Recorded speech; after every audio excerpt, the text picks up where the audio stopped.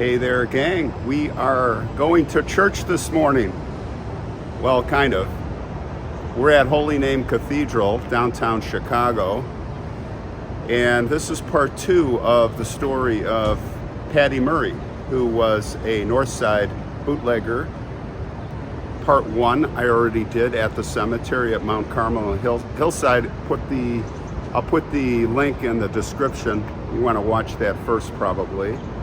But I wanted to come to the scene where it happened, and also there's some more information that has come in from our viewers. So yeah, this is, check it out. This is Holy Name Cathedral. And it's quite iconic here in Chicago. Check out the beautiful rose window up there. This is a beautiful church here. And what you're looking at here, straight ahead here, we're looking to the west, just around the corner. To the right is where the bullets were flying. That's State Street. Actually, this is Superior Street right here.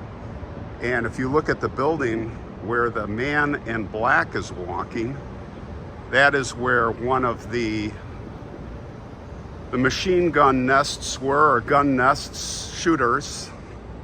But the deadly one was more around the corner. We're going to talk about that. Now, the Northside gang controlled this area. It was Dion O'Banion. We talked about him. It was 2 years before Paddy and Hymie Weiss were gunned down and others injured here that he was murdered right across the street, actually, from this cathedral. Again, we'll talk about that. But you had these families that really, like other cities, they pretty much dominated different parts of the city. So you had the Northside gang, Dion O'Banion, Hymie Weiss, Paddy. We had Bugs Moran, a lot of other guys in that gang. And they were from this area pretty much along the lake all the way north. And to the northwest next to him, kind of going out that way, only because I remember I grew up in Niles out there, Toohey Avenue. I don't know if it's related, but Roger the Terrible Toohey gang, he was killed. Most of these guys were killed except for Al Capone. So if you come to the south of there and you get, again, a little, just west of here, Ogden and everything else, major Italian neighborhood. This is where you get a lot of, that was the Jennas, the Jenna family, the brothers. The whole story about the Jennas. And then you get on the south side, and of course the south side was the Capone gang. Now, not only was the Capone gang there, but the Saltis gang and the Ralph Shelton gang and the Spike O'Donnell gang on the far, far south. So you had Irish down there as well. So each of these parts of the city had their boundaries. And it was rough and tumble. It was more than rough tumble. Chicago typewriter was going off. Now I must mention, very interestingly, that from our episode, somebody came forward, which was pretty cool. Mike and Maureen came forward. Maureen is the granddaughter of, I'm not going to say their last name, I want to keep some privacy here, but Maureen is the granddaughter of Paddy Murray. Her father was Parnell. Remember the picture with the 3 kids with Paddy Murray, and you had little Marguerite on the right and Parnell in the middle, the son, and Geraldine on the left? Well, that was her father, Parnell. We're going to talk about Parnell. But before we do, we thought we'd take a look here at the cathedral. And I wanted to show you a little bit, give you some context of what happened. Isn't this beautiful?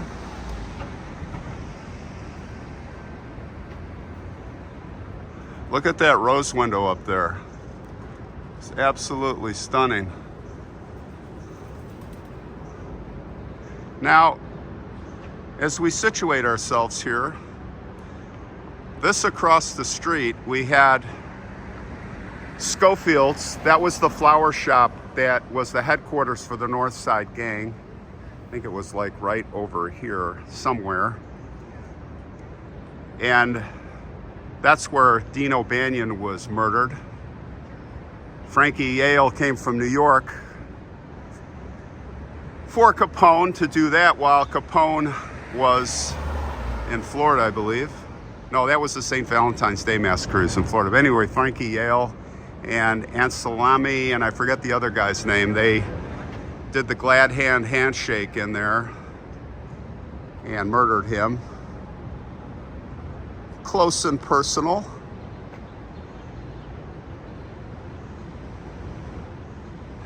The machine gun nest was actually pretty much across the street here, right by Schofield's. There was a building, you know, like a 3-flat or 4-flat, and these guys were up there.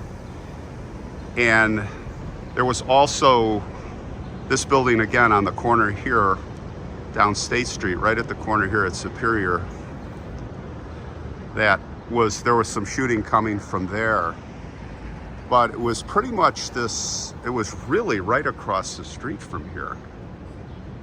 And people are milling about, and Hymie Weiss and Paddy Murray were actually right on the sidewalk there, coming, I think, from the headquarters, going to the headquarters, can't remember which, but they were at close range, gunned down, you know, from above.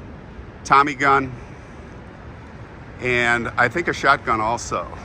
So the pictures that you see today are from this location where they're laying, you know, they're laying there. At least you see Paddy Murray laying there.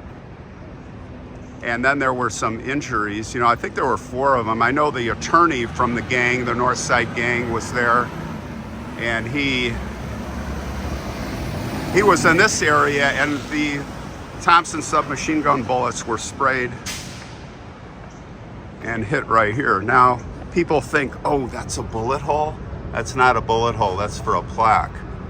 But this is where it happened. And I really don't see any remnants, see from the pictures, any remnants here of, because what happened is there's very distinct bullet holes here.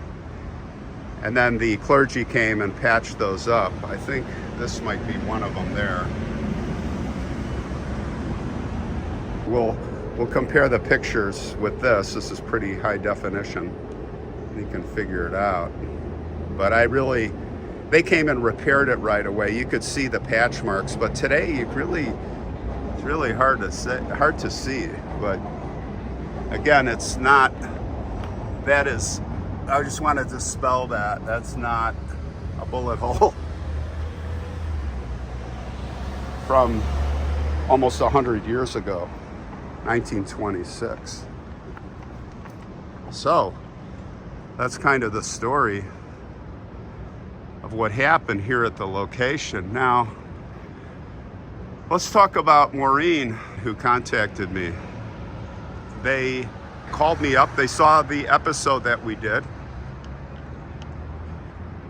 and they shared some more information about the family. Now, not much is known about Paddy.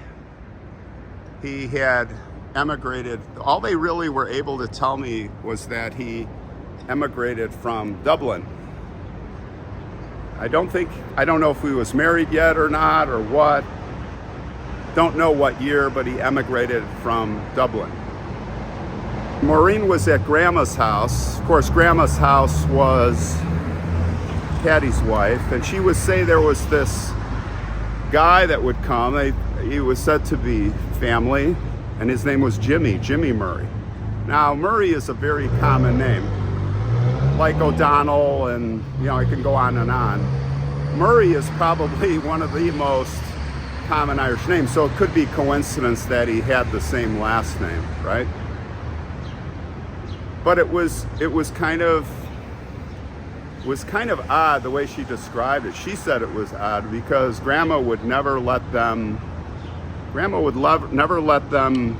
talk to him, or really, they could see him in the sitting room, and he was confined to the sitting room. He was not allowed to fraternize with the kids or anybody else, but he would come a lot. So you have to wonder, was he a relative? Was a brother-in-law? Was he, or not a brother-in-law, not a brother, like what was the relation?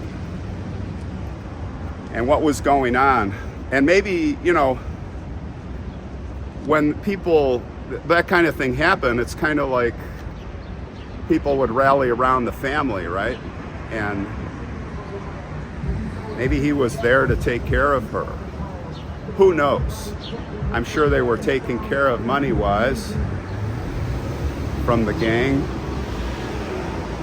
Paddy was a faithful bodyguard, faithful member of the group. So, but it was just kind of strange. It was just kind of a strange part of the story.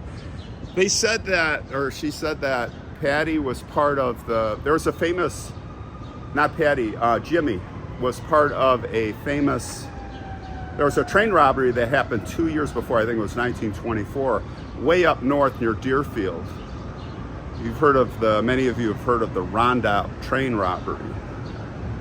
And there was about $2 million taken from that train. They say that Jimmy was a politician, and he did know that. I remember that. And that he was said to have worked with Fahey, who was a known guy. I think he was the postal inspector. So they knew, they were probably the guys that tipped off the gang. It was the Newton gang and other conspirators, and probably told them, the train schedule, and that there was $2 million on that train in cash and jewelry and other things. So up at Rondout, which is a place, if you go up there, it's a place it's 1 block long practically. You can blink and drive through it, but that's where the tracks came through.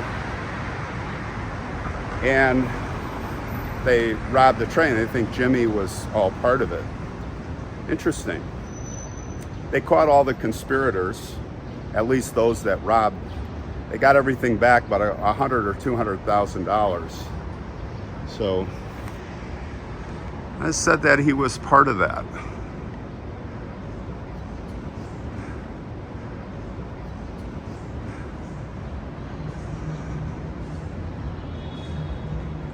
So let's talk a little bit more about the family. I said, well, tell me about Parnell. What was the family like? Well, they said that Parnell was on his way to the Irish dance with little Marguerite. They were going to the Irish dance, and that's when she was hit by the car. Very sad. We talked about that in episode number 1. She was like 9 or 10 years old, probably near when that picture was taken. And they told me that Parnell had, as we know, Parnell had 2 daughters and 4 sons. When Parnell was young, he was a streetcar conductor. And then he got married to Sally, his wife. Sally, I think her maiden name's Litviak. And then one day he became a fireman.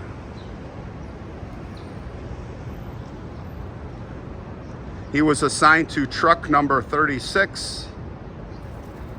He drove in the back of the fire truck, the rear steering wheel, the hook and ladder. And he retired down at 26th Street in California, that house, which was the main depot. He said that Maureen said that her dad was Really sweet guy, really great guy.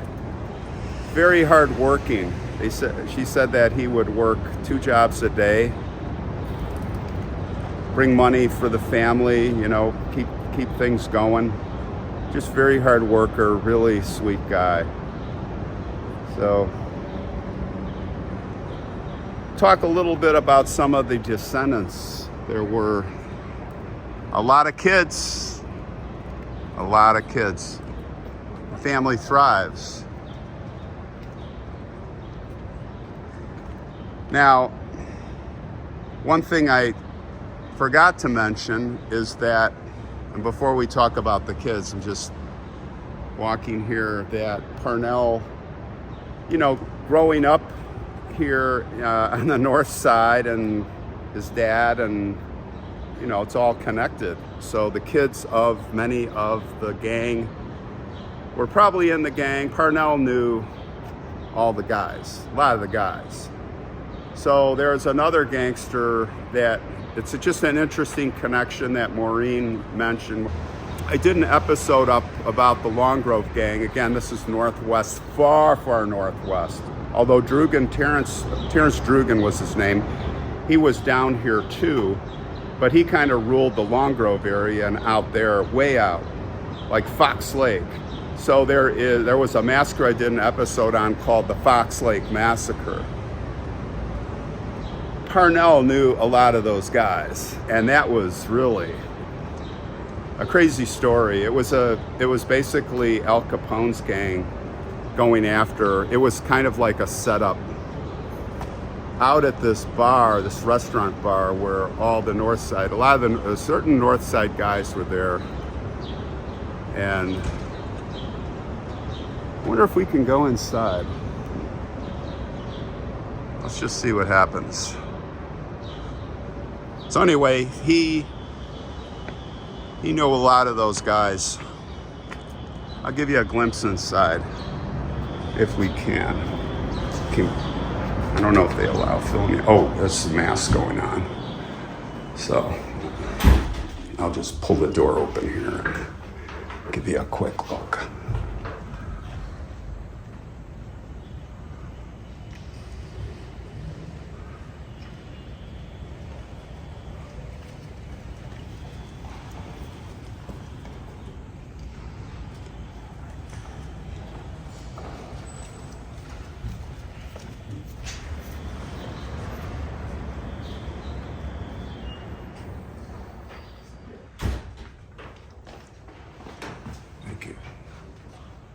Isn't this beautiful? So,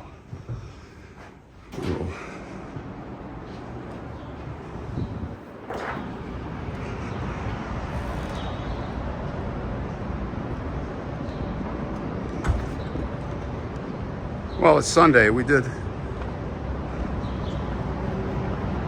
say we were going to go to church, right? We did go to church. All right. So, let's talk a little bit more about the family and what Maureen told me.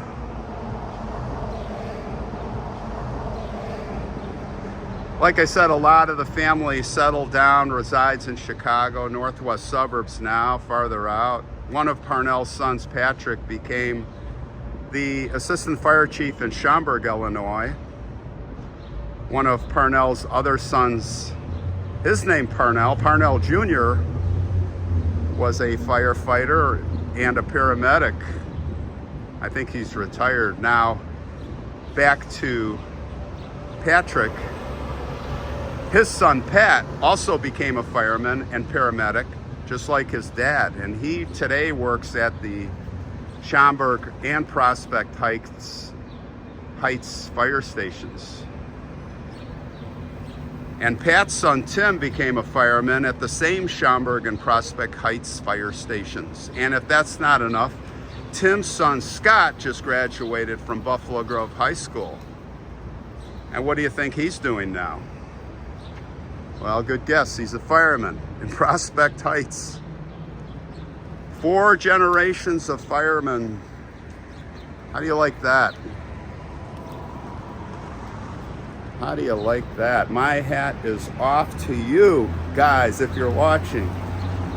Serve and protect. Very, very cool. And what's really cool also, you know, your family, it's quite a legacy. And the legacy really, in my mind, a lot of it is an Irish family, immigrant family, just like Italian and all the rest going on here, building Chicago. And you guys are still building Chicago, doing great things. So sadly, of course, you know, life's gonna come to an end. And Parnell was actually at Marina and John's, and he fell off a chair in his 80s. I think it was 82, I can't remember, but fell off a chair, broke his hip. And as many of you know, when you have a major injury, and you're in your 80s or 90s, maybe even your 70s, depending on what kind of shape you're in, the body just goes downhill.